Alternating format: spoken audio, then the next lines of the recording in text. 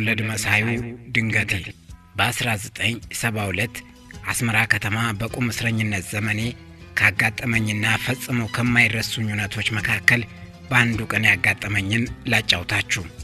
ኒያላ ሆቴል አስመራ ከሚገኙት ታላላቅ ሆቴሎች በቀዳሚነት የሚጠራ ትልቅ ሆቴል ነው።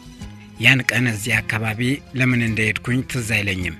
ብቻ ከሱ ፊት ለፊት ከሚገኘውና ባርምባባ እየተባለ ከሚጠራው ቡና ቤት ጎራ ብዬ ጥግ ላይ ተቀምጬ መሎቲ ቢራ አዘዝኩ። ቢራዬ እስኪመጣም አካባቢዬን ስቃኝ ከኔ አንድ ጠረጴዛ አልፎ 5 ሰዎች ከበው እየተሳሳቁ ያወራሉ። የሚያወሩት በአማርኛ ነው።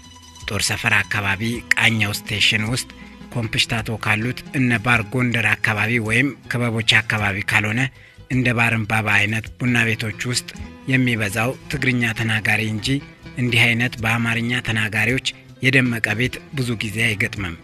እናም ብቻዬ ብገባም በቅርቤ የነሱን ሞቅ ያለ የአማርኛ ጨዋታ በመስማቴ የብቸኝነት ስሜቴ ጥሎኝ ሲሸሽ ተሰማኝ። ቢራዬ ቀርቦልኝ እየተጎነጨው አልፎ አልፎ ጆሮዬን ጣል እያደረኩ ሳዳምጣቸው ከወሬያቸው ከሁኔታቸው ወታደሮች መሆናቸው ተረዳው። በእድሜም ትንሽ በሰል ያሉ ናቸው። ሲኒየር ወታደሮች ወይም መኮንኖች ሊሆኑ ይችላሉ ብዬ ጠርጥሬያለሁ።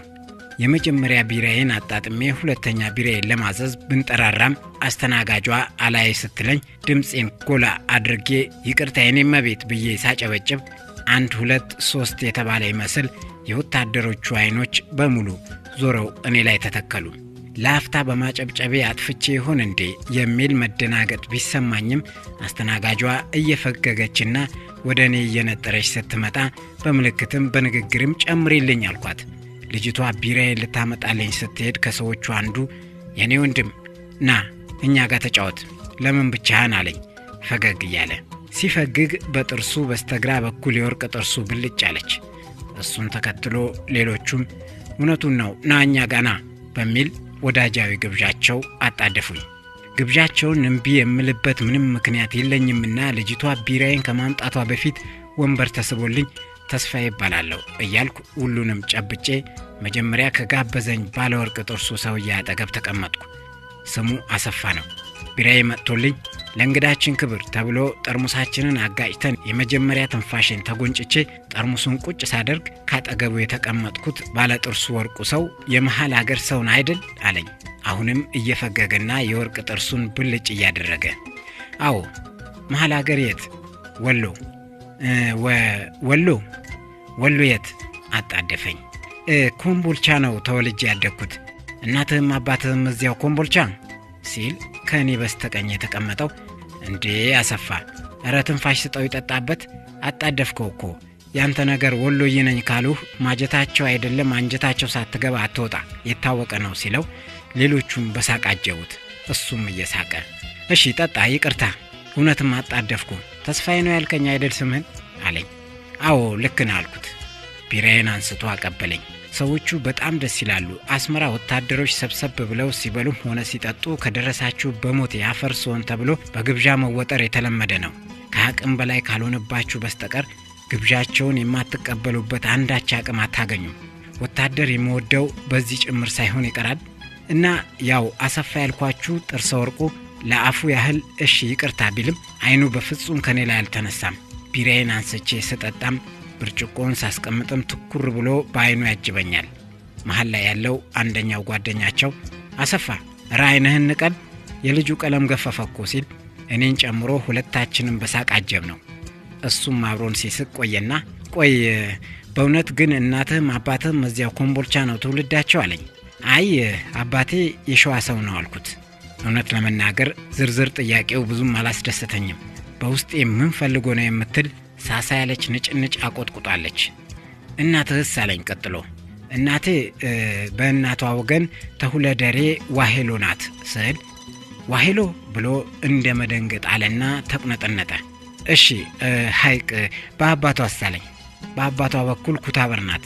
ኩታበር ከመቀመጫው ተስፈንጥሮ ብድግ ሲል እንደ መደንገጥ ብዬ እንዴ ሰውየው ምን ነካው ያሟል እንዴ አልኩ በሆዴ። ኩታበር የማን ልጅ ናት አለኝ ፋታ ሳይሰጥ። ግራ በመጋባት ላፍታ ትኩር ብያየሁት። ቁመቱ ወደ ጥረቱ የሚያደላ መካከለኛ ነው። የውትድርና ህይወት አጠይሞት እንጂ መልኩ ብስል ቀይ የሚባል አይነት ነው። ከቅጥነቱ የተነሳ ጉንጮቹ ጎድጉደዋል። አይኖቹ ብርሃን እንዳረፈበት ውሃ የሚያብረቀርቁና ትንንሾች ቢሆኑም ከኔ የሆነ ነገር መስማት መፈለጉ በፈጠረበት ጉጉት ከጉድጓዳቸው ወጥተው ሊዘረገፉ ደርሰዋል። ደግሜ በልቤ በእውነት ሰውየው ምን ፈልጎ ነው ይህን ያህል ጠልቆ ዘር ማንዘሬን የሚጠይቀኝ እያልኩ ነግሬው ልገላገል በሚል የአሊ አማኑ ልጅ ናት ስል ጭንቅላቱን ይዞ ብድግ በማለት አውቄሃለሁ፣ ስጋ ይነግሮኛል ወንድሜ እያለ እየጮኸ በላይ ላይ ተከመረብኝ።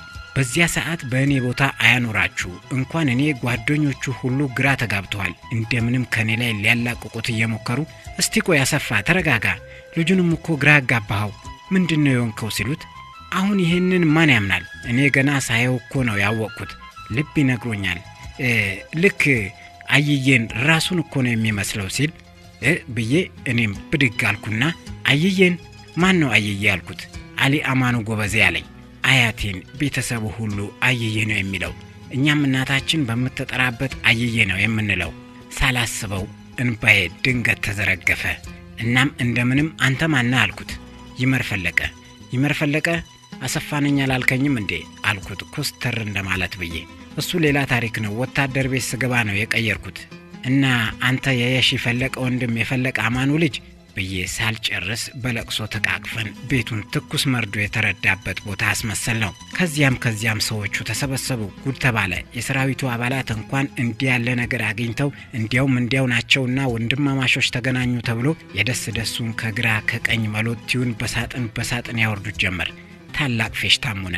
አሰፋ መሃል ላይ ከደስታው መለስ ሲል እስቲ ተመልከቱት አንመሳሰልም፣ ቁርጥ አየየን አሊ አማኑ እኮ ነው እያለ ጓደኞቹ የማያውቁትን አሊ አማኑን መምሰልን ያረጋግጡለት ዘንድ አገጪን ከግራ ከቀኝ ያገላበጠ ያሳያቸው ገባ።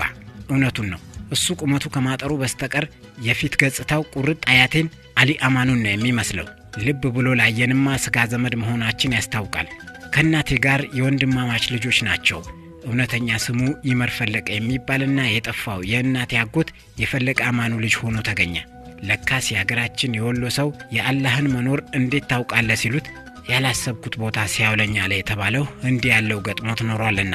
እናም የቁም የፖለቲካ እስረኛ በሆንኩበት ዘመን አስመራ መሃል ለመጀመሪያ ጊዜ የስጋ ዘመድ የሚባል ነገርን በእንዲህ አይነት ልቦለድ በሚመስልና በማይታመን አጋጣሚ ያገኘው። በዚያውም ቀን ቤተሰብህን ሳታይ ማታድርም ብሎ ቃኛው ስቴሽን ታንከኛ ሻለቃ ባለጓዝ ሰፈር ይዞኝ ሄደ። ከባለቤቱና ከሁለት ልጆቹ ጋር ተዋውቄ ባላሰብኩት ደስታ ተጥለቀለኩ። በአንድ ቀንም አጎቴ በመባል መጠራትም ጀመርኩ። በዚያ ምክንያትም እኔ ከቤተሰቦቼ ጋር በየጊዜው በደብዳቤም በስልክም መገናኝ ስለነበር ሁኔታውን ዘርዝሬ ለእናቴ በኤሮግራም ላኩላት። ሞቷል ብሎ ተስፋ የቆረጠው ቤተሰብ ሁሉ ተስፋዋን ሰራራ። አሰፋና ማለት ይመር ፈለቀ ቤተሰቡ ኤርትራ በሻዕቢያ እጅ ስትወድቅ ከእልቂት ተርፈው አዲስ አበባ ከገቡት የቀድሞ ሰራዊት አባላትና ቤተሰቦች መካከል ነበሩ። ባለቤቱ ልጆቿን ይዛ እዚህ አዲስ አበባ መገናኛ አካባቢ ዘመዶቿ ጋር ስትቀር እሱም ወሎ ሐይቅ ሄዶ ከእህቱ የሺ ፈለቀና ከዘመዶቻችን መሃል ኑሮውን ቀጥሎ ከጥቂት ዓመታት በፊት አለፈ። ሁለገብ የኪነ ጥበብ ባለሙያ ተስፋዬ ማሞ ለንባብ ካበቃው ከማዕበል ማዶ የተሰኘው መጽሐፍ የተቀነጨበ